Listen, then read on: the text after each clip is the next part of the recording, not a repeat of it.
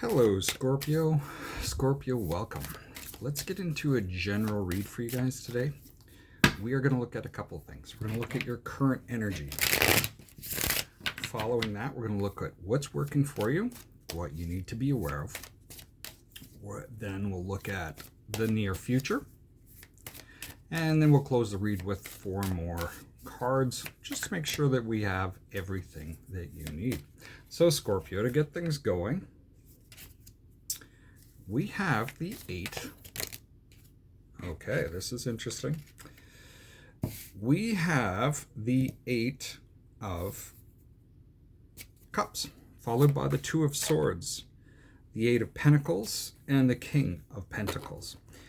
What I get from this is that there is some contemplation about walking away, focusing on yourself rather than focusing on this individual, this King of Pentacles. It seems like there is just this like, what do I do? Do I stay? Do I go? Do they stay? Do they go? What is actually going on? So there just seems to be a bit of a dilemma there.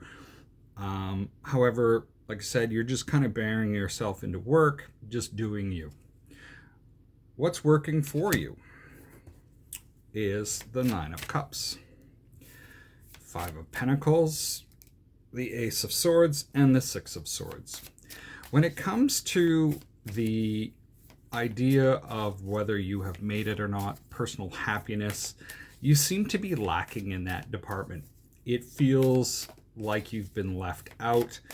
However, with the Ace of Swords, there is a new, possibly new thinking that's coming through where things start to go better. You need to sort of analyze and pick. So let's have a look at what you need to be aware of. The Hierophant, followed by the 10 of Wands, the Knight of Swords, and the Moon card. With the Hierophant here, this could be a marriage, this could be an institution, well, some type of formalized connection, if you will. Seems very heavy. It's actually burdensome. With the Knight of Swords, you may not be, and the Moon, you may not be knowing what to do or where to go. Like, what are next steps? I can, all of a sudden I'm starting to yawn. So this is tiring in itself. So let's start to look at what the near future has to offer for you.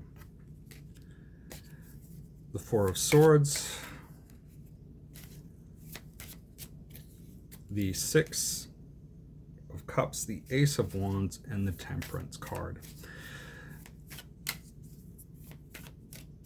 The 4 of Swords, this can just be resting, taking a break, being able to recuperate from things from the past. There may be a past connection that is coming through, or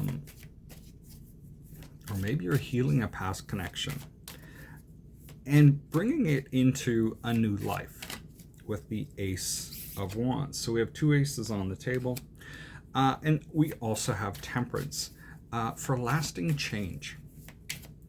So this is kind of interesting. Let's pull 4 more cards around this. We have the Queen of Wands, the 4 of Wands, the Judgment card, and the 9 of Wands.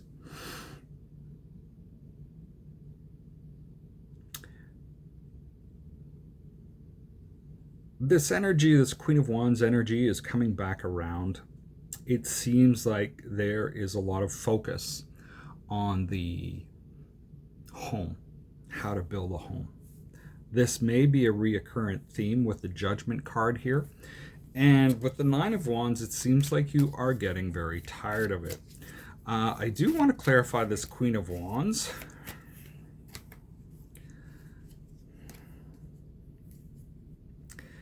It's clarified by the 5 of Wands, the 7 of Cups, and the 6 of Wands.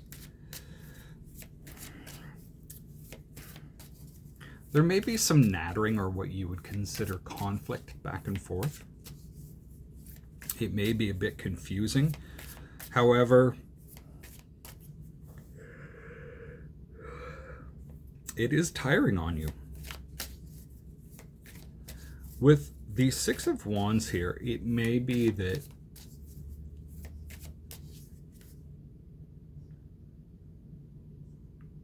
there are options to elevate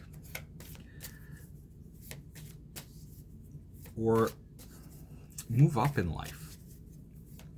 Just a different strategy, especially when it comes to the home environment.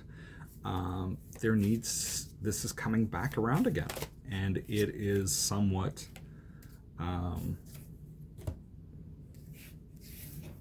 wearing on you. And then as I'm continually shuffling, because it helps me think, we have the Hangman that falls out. Maybe you really need to look at what is going on from a different perspective. Maybe this change requires you to